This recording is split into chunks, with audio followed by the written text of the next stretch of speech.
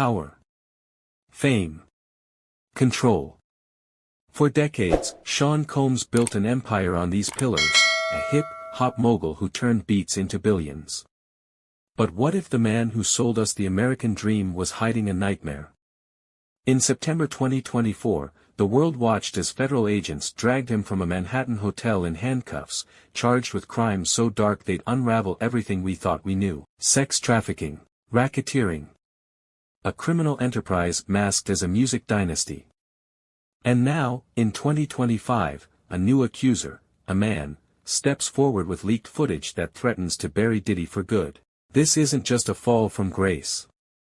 This is a descent into the abyss. Today, Sean Combs sits in a cell at Brooklyn's Metropolitan Detention Center, awaiting a trial that could lock him away for life. True crime junkies are glued to X, YouTube, newsfeeds buzzing with every twist. What started as whispers of abuse has exploded into a saga of power, betrayal, and secrets too vile to ignore. This is the story of Diddy's downfall, and it's only getting uglier. But who is Diddy, anyway? Sean John Combs was born on November 4, 1969, in Harlem, New York, a kid with big dreams in a tough world. His father, Melvin, was a hustler tied to drug kingpin Frank Lucas, gunned down when Sean was just 2. Loss shaped him early, but so did ambition. By the late 1980s, he was a Howard University dropout turned intern at Uptown Records, clawing his way up with a relentless hustle. He didn't just climb the ladder, he built his own. By 1993, he'd founded Bad Boy Entertainment, a label that would launch icons like the Notorious B.I.G. and redefine hip-hop. Puff Daddy, as he called himself then, wasn't just a producer, he was a brand. Hits like I'll Be Missing You topped charts, Grammys piled up, and his Sean John clothing line turned him into a fashion mogul. Forbes crowned him a billionaire. To the world, Diddy was untouchable. But behind the glitz, shadows loomed. Rumors swirled, whispers of violence, control, a temper that flared behind closed doors. In 1999, a nightclub shooting tied to his entourage left 3 injured. Diddy walked free, but the stain lingered. Was it luck, or something darker? For years, he dodged the spotlight's harshest glare, until one woman changed everything. Cassandra Ventura, known as Cassie, met Diddy in 2005. She was 19, a rising R&B star signed to Bad Boy. He was 36, her boss, her mentor, and soon, her lover. For a decade, they were a power couple, a tabloid fixture. But on November 16, 2023, Cassie filed a lawsuit that cracked Diddy's empire wide open. She alleged years of abuse, physical beatings, forced sex with male prostitutes in drug-fueled orgies Diddy called freak-offs, and a rape in 2018. She claimed he controlled her life, her career, even her body, using his empire to trap her. The suit settled in 24 hours, terms undisclosed, but the damage was done. The world started asking, who was the real Sean Combs? Then came the tape. Leaked to CNN, it showed Diddy assaulting Cassie in a Los Angeles hotel in 2016, matching her lawsuit's claims to the frame. He'd paid $50,000 to bury it, but it surfaced anyway. 2 days later, he posted an apology on Instagram, "I'm disgusted by my actions," his only admission of guilt. But the floodgates were open. Within months, over a dozen lawsuits piled up. Women and men, former employees, artists, party guests, alleged sexual assault, trafficking, coercion. Music producer Rodney "Lil Rod" Jones claimed Diddy groped him and forced him into sex acts. Fashion designer Gina Huyn said he dangled her over a balcony. The accusations stretched back decades, painting a picture of a predator hiding in plain sight. By spring 2024, the feds were circling. On March 25, Homeland Security stormed Diddy's homes in Los Angeles and Miami, seizing computers, phones, and, what raised eyebrows, over 1,000 bottles of baby oil and lubricant. The raids tied to a sex trafficking probe, but details stayed sealed. Diddy's lawyer called it a witch hunt. The public wasn't so sure. Then, the hammer dropped. On September 16, 2024, federal agents arrested Diddy at an upscale Manhattan hotel. The next day, a 14-page indictment unsealed 3 bombshell charges: racketeering conspiracy, sex trafficking by force, fraud, or coercion, and transportation for prostitution. Prosecutors alleged he'd run a criminal enterprise since 2008, using Bad Boy, his staff, and his wealth to abuse and exploit. The details were stomach-churning. Freak-offs, elaborate sex parties with male prostitutes, were orchestrated by Diddy, recorded, and used as blackmail. Drugs like ketamine and ecstasy kept victims compliant. Guns intimidated them. Associates cleaned up the mess, for fluids for exhausted victims, cash for hotel damages. If convicted, he faced life in prison. Twice, judges denied him bail, citing flight risk and witness tampering. He landed in Brooklyn's notorious Metropolitan Detention Center, sharing space with fraudster Sam Bankman-Fried. Trial was set for May 5, 2025. But the story was just heating up. February 2025. Just when the world thought Diddy's saga couldn't get darker, a match struck the tinderbox. A male accuser, identified only as John Doe in court filings, stepped forward with a new lawsuit. He claimed he'd been trafficked by Diddy in 2021, forced into sex acts at one of those infamous freak-offs. But it wasn't just his words that shook the internet, it was the evidence he brought with him. Leaked footage, allegedly from one of Diddy's private parties, hit X like a wildfire on February 12, 2025. Grainy, chaotic, it showed a side of the mogul's world that matched the indictment's ugliest claims. The video source: unknown.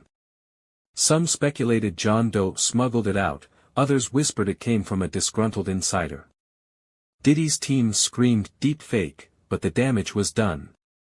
Public outrage hit fever pitch. X became a battleground. Hashtags like #Justice for Diddy victims trended alongside #Diddy conspiracy, as supporters clung to theories of a setup by jealous rivals or a vengeful government. But the court of public opinion wasn't waiting for a trial.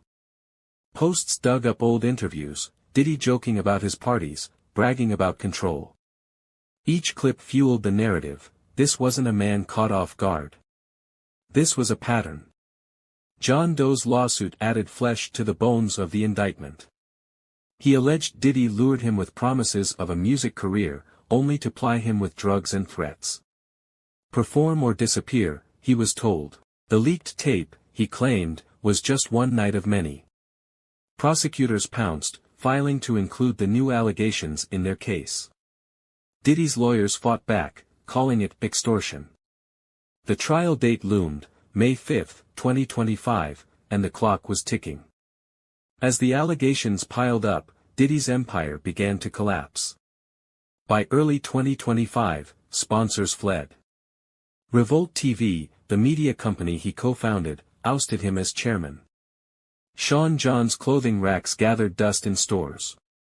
His music, once inescapable, was pulled from playlists, a silent boycott by a betrayed industry. Forbes scrubbed him from their billionaire list. The king was losing his crown. His legal team stayed defiant. Sean Combs is a fighter, Agnifilo told reporters on February 20, 2025. These are lies from opportunists. But the cracks showed. Sources close to the case leaked that Diddy's inner circle was turning, assistants, security, even family members questioned by the feds. Was loyalty crumbling under pressure? His kids, Justin, Christian, Chance, and the twins, Delilah and Jesse, kept a low profile, but X buzzed with speculation. Were they victims too, raised in a house of secrets? Or complicit, shielded by privilege? Christian, a rapper known as King Combs, posted a cryptic Instagram story, "Family first," then went silent. The silence spoke louder than words. Back in court, the feds weren't slowing down.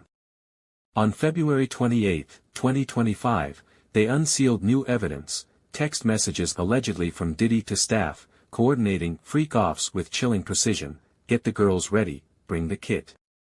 Witnesses emerged, a former nanny, a driver, a sound engineer, all corroborating the trafficking ring. One claimed Diddy bragged, "I own this city." Another said he'd seen women leave his parties in tears, bruised, disoriented. Inside the Metropolitan Detention Center, Diddy's world shrank to a 6-by-8 cell. Reports trickled out, he was on suicide watch briefly, struggling with the strip searches, the cold meals. A far cry from the penthouses and private jets. His lawyers pushed for house arrest, offering $50 million in bail collateral. The judge didn't blink. Too dangerous, she ruled on March 1, 2025. He stayed locked up. Diddy's fall wasn't just a legal drama, it was a cultural earthquake. By March 2025, the story had ignited debates about power in entertainment. How had he gotten away with it for so long? On X, users unearthed clips of peers, Jay-Z, Usher, 50 Cent, hinting at his dark side over the years. A 2017 interview resurfaced, comedian Cat Williams warning, Puffy's got bodies on him. Prophecy or paranoia? Activists pointed fingers beyond Diddy, to an industry that fetishized excess, ignored red flags. He's not the only one, tweeted Tarana Burke, founder of #MeToo, on March 3, 2025. He's just the one we caught.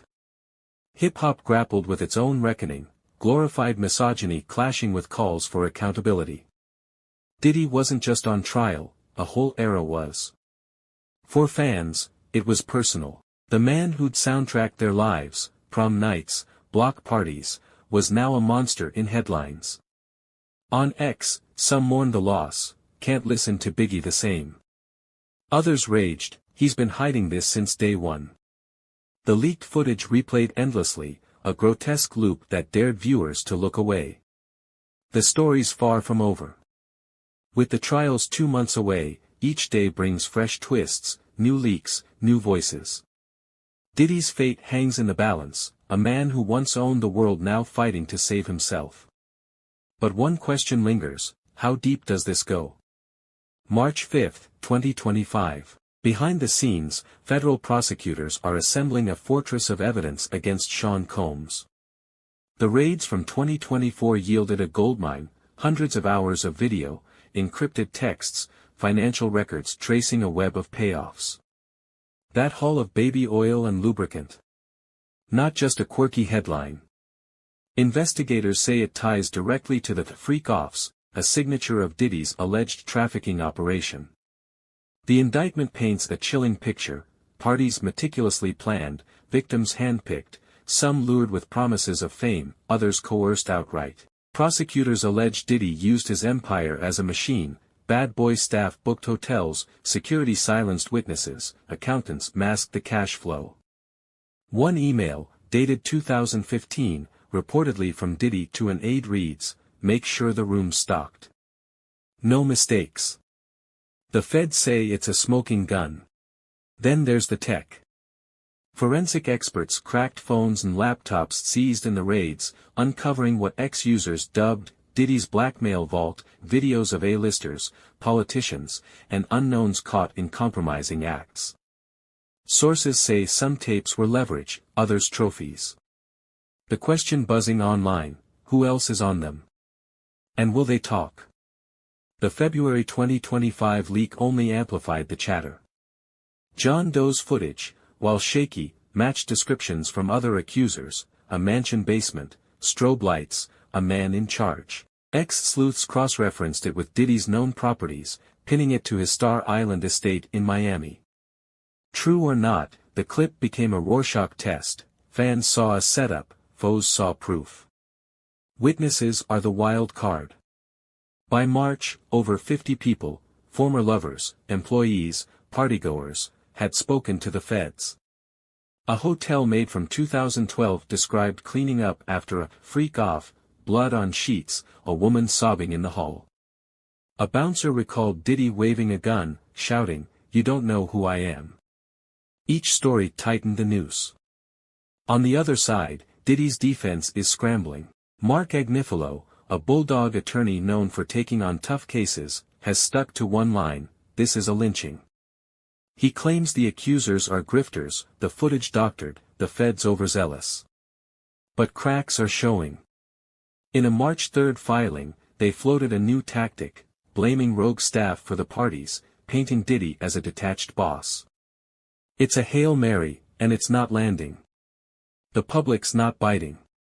On X, clips of Agnifilo's past defenses, repping mobsters, sex offenders, fuel skepticism. A viral thread dissects Diddy's apology for the Cassie tape: he only said sorry when he got caught.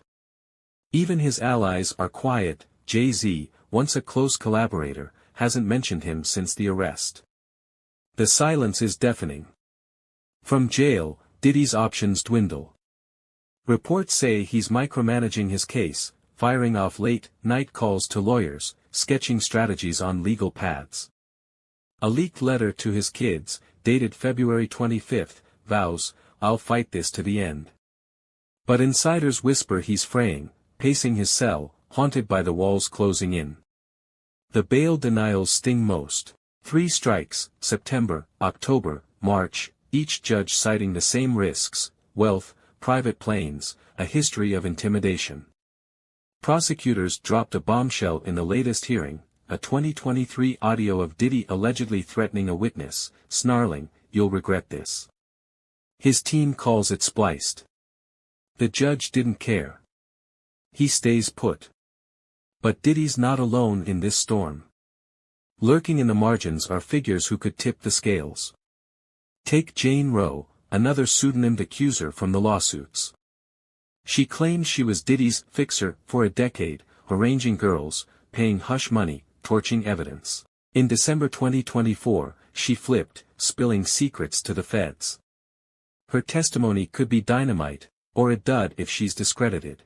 Then there's Mr. X. X posts swirl with guesses: he's a senator, a CEO, a rapper, who partied with Diddy and stayed silent. Prosecutors hint they're chasing bigger fish, offering deals to lesser players. If Mr. X talks, the case could explode beyond Diddy, rocking power circles from Hollywood to DC. But if he doesn't, Diddy might take the fall alone. And then there's Kim Porter. Diddy's longtime partner, mother of 3 of his children, died in 2018, pneumonia, officially. But her shadow haunts this story. X threads revive old rumors: was her death suspicious? Did she know too much? A friend, Gina Huynh, not the designer, a different Gina, told tabloids in 2024, Kim warned us about him. No proof, just whispers, but they won't die. The feds haven't touched the Porter angle, yet. But her name keeps surfacing, a ghost in the machine. Was she a victim, a witness, or just a tragic footnote? As the trial nears, every shadow player, Roe, Mr. X, Porter's memory, casts a longer shadow over Diddy's fate. 2 months out, the stakes couldn't be higher. The evidence is damning, the defense is wobbly, and the unknowns are tantalizing. Is Diddy the mastermind, or a scapegoat for a rotting system? One thing's clear: the truth is coming, and it won't be pretty. March 5, 2025. Inside the MDC, Sean Combs isn't the larger-than-life Diddy anymore. Stripped of his suits and swagger, he's inmate number 37319-054, a man facing the abyss. But what's going on in his head? For decades, he thrived on control, over beats, brands, people. Now, that control's gone. And it's breaking him. Dr. Rachel Simmons, a forensic psychologist who's studied narcissists like Diddy, has a theory. He built an identity on invincibility, she told us in an exclusive interview. Jail shatters that. The isolation, the powerlessness, it's a psychological earthquake. Reports from MDC guards back her up. Diddy's been erratic, pounding walls one day, staring blankly the next. X lights up with armchair analysis. Some call him a sociopath, others a broken man undone by his own hubris. A leaked jail call, audio unverified but widely shared, catches him muttering, "They can't stop me." Defiance or delusion? Simmons says it's both. He's clinging to the myth he created, even as it crumbles. Sources say he's lost weight, his trademark charisma dulled by sleepless nights. A fellow inmate, anonymous, via a contraband phone, posted to X, "He's not eating the slop. Keeps asking for steak." It's a grim irony, the man who once dined with presidents now begs for scraps. Simmons points to the freak-offs as a window into his psyche. It's not just sex, she explains. It's domination, scripting every move, filming it, owning the narrative. When that control slipped, Cassie's lawsuit, the leaks, he doubled down. But now, locked up, he's got nothing left to manipulate. The trial will test more than his guilt, it'll expose the man beneath the myth.